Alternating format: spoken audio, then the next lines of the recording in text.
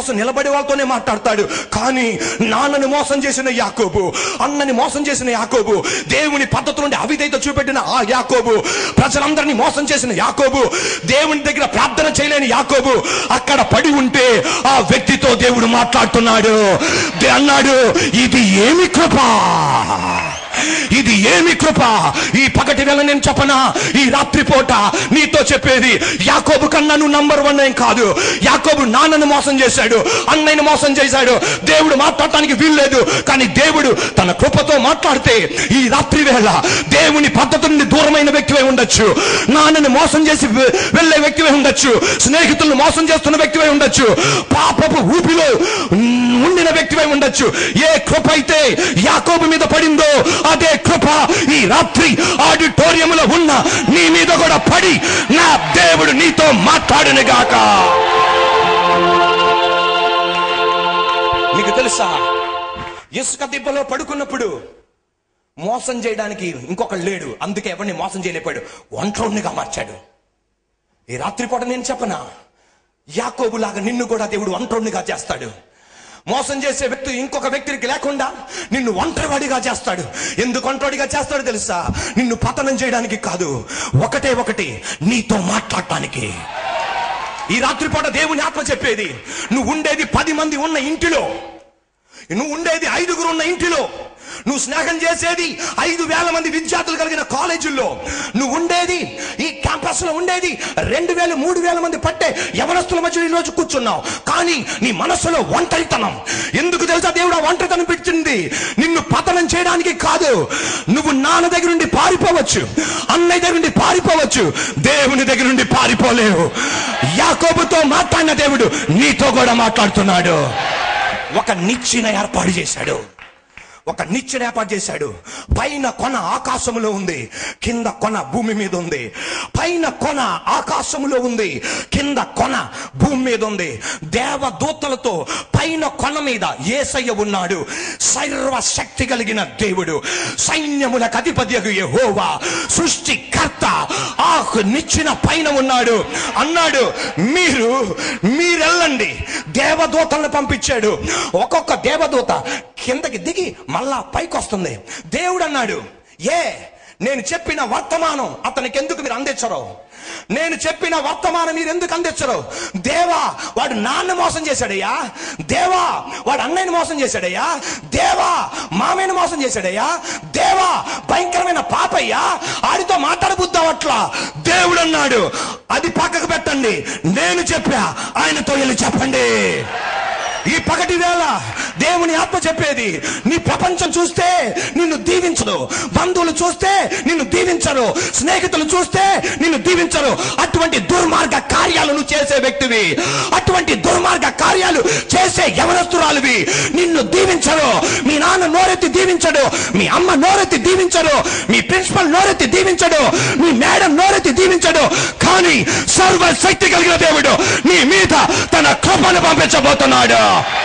2 చేతుల పైకి కృప అని చెప్పండి గట్టిగా, ఆపకుండా. నిజంగా అది పడాలి అన్న వాళ్ళు ఎంత గట్టిగా చెప్తావు అంత గట్టిగా కృప. దుర్మార్గ పని అటువంటిది. కానీ ఈ రోజున యాకోబు కోసం నిచ్చెన వేసిన దేవుడు నీ కోసం ఆయన నిచ్చెన వేసి నీతో మాట్లాడేది, నేను నిన్ను దీవించబోతున్నా. కృప అని చెప్పండి గట్టిగా, గట్టిగా ఆ మాట గట్టిగా. ఎవరైతే చెప్తున్నారో వాళ్ళ మీద పడును గాక. నీ మీద కూడా ఆయన కృప పంపించబోతున్నాడు. దేవదూతలు ఆ పై నుండి కిందకి దిగి యాకోబుతో అన్న మాట నాతో పాటు చెప్పండి. ఆదికాండం 28:10. యాకోబు, సరిపోలా, నీకు జరగాలన్న వాళ్ళు గట్టిగా. యాకోబు బేర్షుబా నుండి బయలుదేరి హారాను వైపు వెళ్ళుచు ఒక చోటు చేరి ప్రొద్దు కుంకినందున అక్కడ ఆ రాత్రి నిలిచిపోయి ఆ చోటి రాళ్లలో ఒకటి తీసుకొని తనకు తలగడగా చేసుకుని అక్కడ పండుకొనెను. అప్పుడు అతడు ఒక కల కనెను. అందులో ఒక నిచ్చెన భూమి మీద నిలబడి ఉండెను. ఓ రాబాసే కథ. దాని కొన ఆకాశమునంటెను. దాని మీద దేవుని దూతలు ఎక్కుచు దిగుచు నుండిరి. మరియు యెహోవా దానికి పైగా నిలిచి, నేను నీ తండ్రి అయిన అబ్రహాము దేవుడను, ఇస్సాకు దేవుడైన యెహోవాను నువ్వు పండుకొని ఉన్నా ఈ భూమిని నీకును నీ సంతానమునకు ఇచ్చెదను. నీ సంతానము భూమి మీద లెక్కకు ఇసుక రేణువలెగును. నువ్వు పడమటి తట్టును, తూర్పు తట్టును, ఉత్తరపు తట్టును, దక్షిణపు తట్టును వ్యాపించదవు. భూమి యొక్క వంశములన్నీయు నీ మూలముగాను నీ సంతాన మూలముగాను ఆశీర్వదింపబడును. ఇదిగో నేను నీకు తోడయుండి ఆమేన్ నువ్వు వెళ్ళు, ప్రతి స్థలమందు నిన్ను కాపాడుచు ఈ దేశమునకు నిన్ను మరలా రప్పించదను.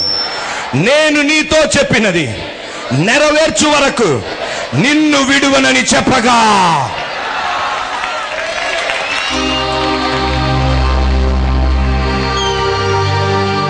ఈ రోజున దేవదూతలు ఇష్టపడలా యాకోబును దీవించడానికి, కానీ దేవుడు ఇష్టపడ్డాడు.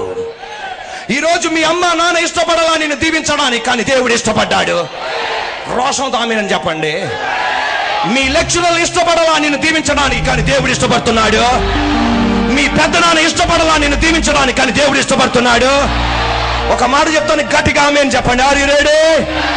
దేవుడు నిన్ను దీవించాలి అనుకుంటే ఆకాశములో ఉన్న దేవదూతలందరూ కలిసిన, భూలోకములో ఉన్న మనుషులందరూ కలిసిన, నరకములో ఉన్న దయ్యాలని కలిసిన, నీ దీవెన ఎవడు ఆపలేడు.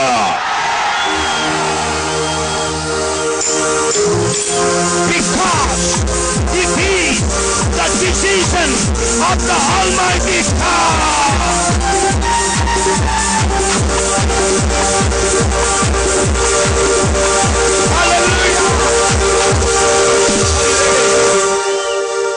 ఆ రోజున నిచ్చెనతో ప్రత్యక్షమై నీకు నాకు దీవిస్తే, నిన్ను నన్ను దీవిస్తే, ఈ 2012 సంవత్సరం ఏప్రిల్ 18వ తారీఖు నిచ్చెనతో కాదు, ఆకాశము నుండి భూమి వరకు యేసయ్య భూమి మీద ఉన్నాడు. కానీ అతని సంబంధం తండ్రితో ఉంది. సిలువ ఆకారముతో నిన్ను నన్ను దీవిస్తున్నాడు ఆయన. యోహాను సువార్త 1:51 అన్నాడు, నేనే ఆ నిచ్చెన అన్నాడు. నేనే ఆ నిచ్చెన. దేవదూతలు నా మీదే నడిచినాయి అన్నాడు. నాతో పాటు చెప్పండి, యోహాను 1:51. మరియు గట్టిగా, మరియు ఆయన మీరు ఆకాశము తెరవబడుటయు దేవుని దూతలు మనుష్య కుమారుని పైగా ఎక్కుటయు దిగుటయు చూతురని మీతో నిశ్చయముగా చెప్పుచున్నాను నేను. Are you ready? యాకోబు కోసం నిచ్చెనతో వచ్చింది ఎవరి మీద నుండి? యేసయ్య మీద నుండి. ఈ రోజున గొల్గోతా కొండలో ఆయన సిలువ వేయబడ్డాడే, ఆ సిలువ మార్గము నుండి, ఆ సిలువ శక్తి నుండి నిన్ను నన్ను దీవించడానికి వస్తున్నాడు. అందుకే బైబిల్ చెప్తుంది, సిలువను గురించిన వార్త నశించుచున్న వారికి వెర్రితనం, రక్షింపబడుచున్న మనకు దేవుని శక్తి అయి ఉన్నది. For the message of the cross is foolishness to those who are perishing, but it is the power of God to those who are saved. అందుకే ఈ సిలువ మనకు శక్తిగా మారింది. Are you ready?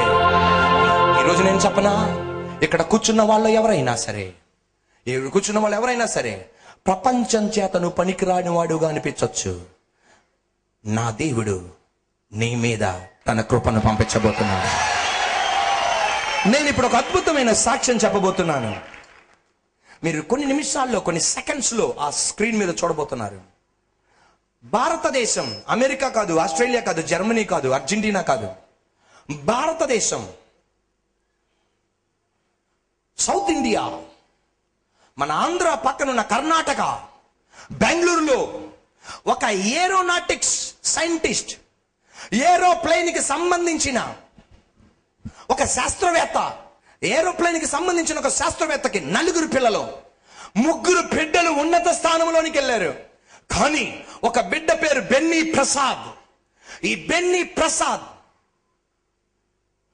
తన 4వ ఏట నుండి 16వ ఏట దాకా నాన్న దగ్గర నుండి దెబ్బలు తిన్నాడు. చదువులో ఫెయిల్ అయిపోయాడు. రాంగ్ మెడికేషన్ అంటే ఒకరి జబ్బు కోసం ఒక మందు వాడి ఇంకొక మందు వాడారు. తద్వారా తన ఇమ్యూన్ సిస్టమ్ పాడైపోయింది. బలహీనుడిగా మారిపోయాడు. ఇక పనికి రానోడుగా ఉన్నాడు. అటువంటి టైంలో నానన్నాడు, 3కి మంచి జన్మ ఇచ్చాను రా, నీకు చెడ్డ జన్మ ఇచ్చా, నీలాంటోడు పుట్టడం వేస్ట్ అన్నాడు. అటువంటి టైంలో బెన్నీ ప్రసాద్ అన్న యవనస్తుడు దేవుని వైపు తిరిగి అన్నాడు, దేవా మా డాడీ వద్దన్నాడు, కానీ పరలోకపు డాడీ అయిన దేవా నువ్వు నా మీద నాకు నీ కృపను పంపించాలి. పరలోకపు తండ్రి నీ కృప నా మీద పంపించాలి. ఆ బెన్నీ ప్రసాద్ వాళ్ళ కుటుంబం మ్యూజిషియన్స్, వాళ్ళ కుటుంబంలో ఉన్న వాళ్ళందరూ బాగా సంగీతం వచ్చు. అలాంటప్పుడు ఇతను ఒక గిటార్ని కొని దాన్ని బ్యాంగో గిటార్ అన్నాడు. ఆయన అందరికీ గిటార్ ఉంటది, కానీ గిటార్ లోపల డ్రమ్ ఉండదు. కానీ ఈయన గిటార్ తయారు చేసుకున్నాడు. ఈయన గిటార్ తయారు చేసుకుని ఈ రోజున 6 సంవత్సరాల 6 నెలల్లో దేవుని కృప వలన ఆయన చెప్తాడు అన్నమాట, 6 సంవత్సరాల 6 నెలల్లో 245 దేశాలకి వెళ్ళాడు.